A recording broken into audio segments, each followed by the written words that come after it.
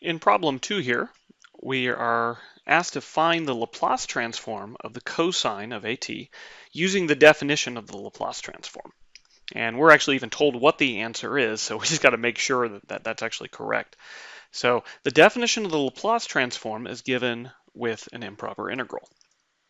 So if we want to compute the Laplace transform of the cosine of AT, we're going to have to compute the integral as t goes from 0 to infinity of the cosine of AT times a decaying exponential, e to the negative st times dt.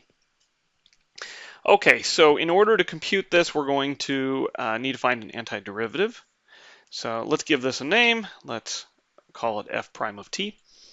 So our f prime of t is equal to the cosine of AT times e to the negative st, and we want to know what a value for f of t is. Okay, so we have a product of two functions, a trig function and an exponential function, and so we're going to use integration by parts. So you have to make a choice which you're going to differentiate, which you're going to integrate.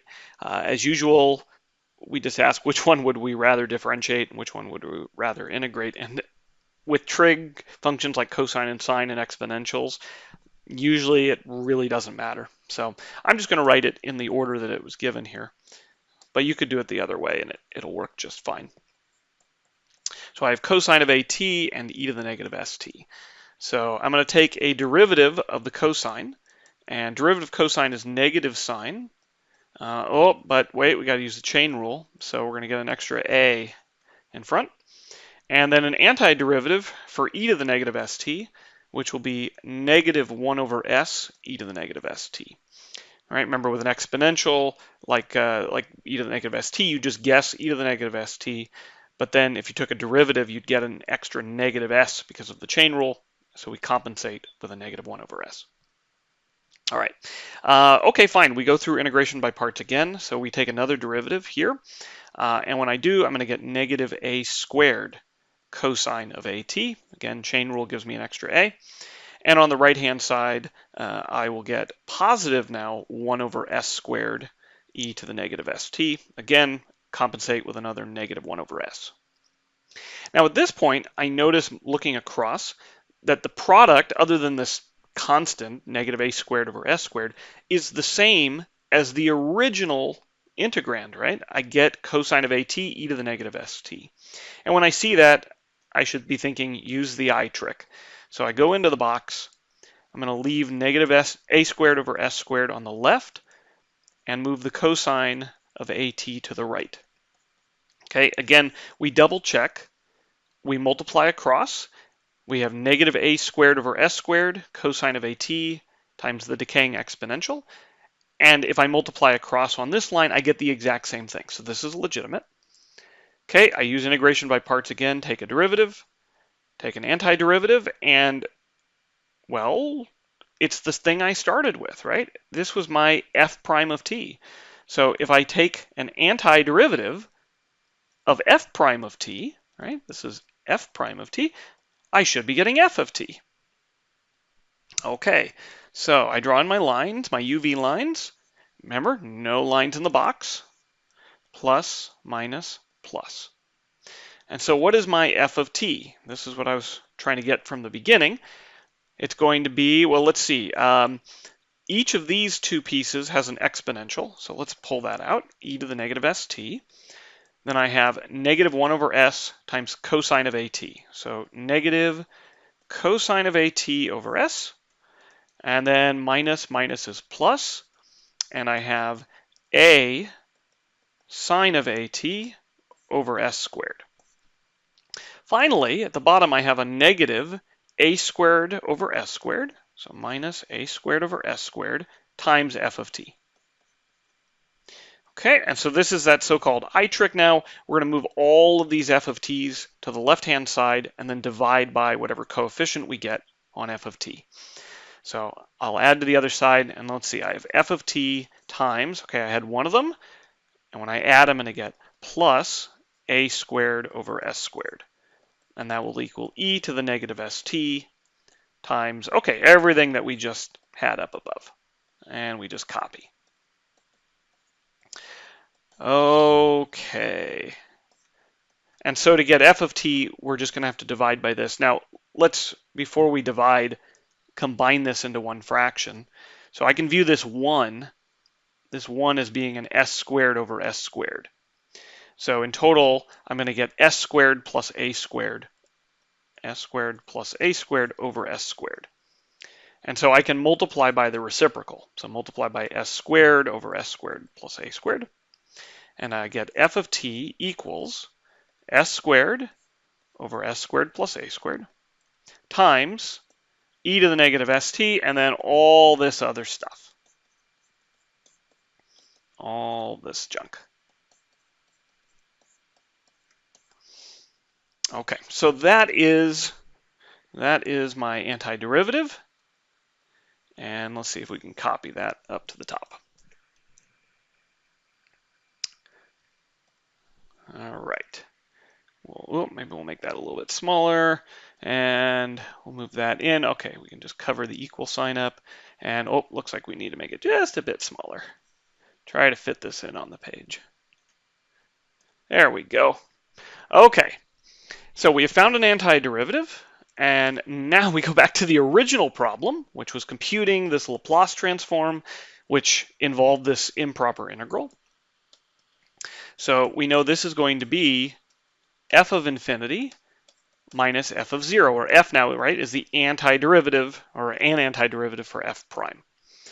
Okay, the f of 0, that's not going to be the problem. We'll just be able to plug 0 in for t. But now we need to see what happens to our f of t as t goes to infinity. All right, so I'm going to tell you what happens, and then we'll justify it in just a little bit. So let's look at the different pieces. So first, this is a constant. Okay, with respect to t, nothing is changing. All right, now what about this e to the negative st? This is a decaying exponential, right?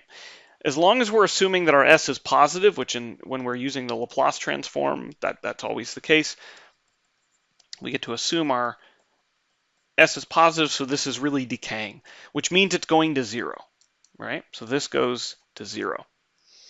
Okay, now what about all this other stuff? Well, you got this constant s squared, but then you have this cosine of at, which is going up and down, right? It's a cosine function. Same thing with the sine of at. It's going up and down. However, even though it's going up and down, it's not going up too far or down too far, right? Both of these are bounded. Cosine is bounded by 1. A times the sine is bounded by a. And of course, also on the bottom side, cosine is bounded below by -1, and a sine of at bounded by negative a. Okay, you divide by a constant, it's still bounded. So you have some bounded piece. Okay, and a good rule of thumb is that if you multiply some function which is going to 0 by some function which is bounded, then you should be getting something which is going to 0, right? The bounded part's not going to hurt. And we'll explain why that's true in a second here, but let's take that as a given. So with that as a given, it means that this first piece, f of infinity, is going to 0, right? Constant times something going to 0 times something bounded, that all goes to 0. So then we get minus, and now we need to evaluate f of t when t equals 0. So first we get this s squared over s squared plus a squared. Then we have the exponential, but when the t is 0, it just goes away. Okay, then what do we have on the inside? Cosine of 0, well, cosine of 0 is 1. 1 over s with a negative, so negative 1 over s. And then we have an a, sine of 0 is 0, so that doesn't do anything. All right, a negative and a negative gives a positive. Since s is also positive, we're going to get cancellation, and so we end up with s over s squared plus a squared. Hey! That's what we were asked to show. Fantastic. All right, well, let's give a more precise explanation for why f of t is going to 0 as t goes to infinity. So let's scroll this down.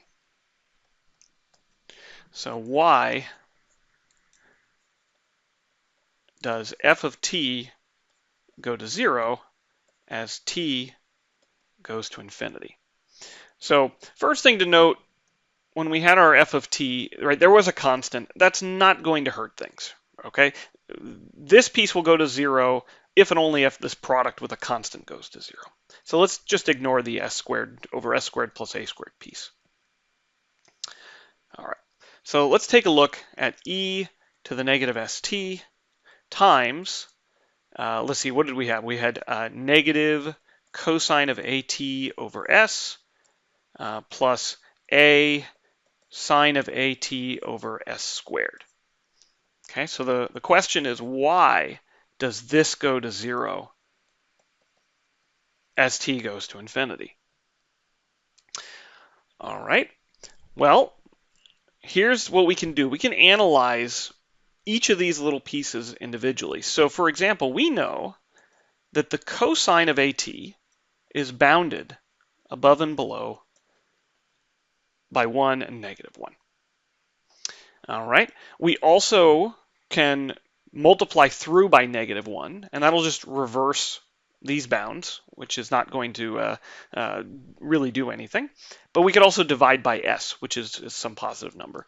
So this tells us that negative 1 over s is less than or equal to negative cosine of at over s is less than or equal to negative 1 over s. Or positive 1 over s, excuse me. Okay, how about the second piece? Well, we know that sine of at also is bounded by negative 1 and 1. And then we can multiply through by a over s squared. And assuming everything is positive, we're not going to flip the signs. So we'll have a sine of at over s squared, bounded from below by negative a over s squared, and bounded from above by positive a over s squared. Okay, so what if we add these two sine and cosine functions together? Well, then we just have to add the bounds, right? So we'll have negative 1 over s plus negative a over s squared is less than or equal to negative cosine of at over s plus a sine of at over s squared. And that'll be less than or equal to 1 over s plus a over s squared. Okay, but we're not just interested in this sum. We want to multiply through by this decaying exponential.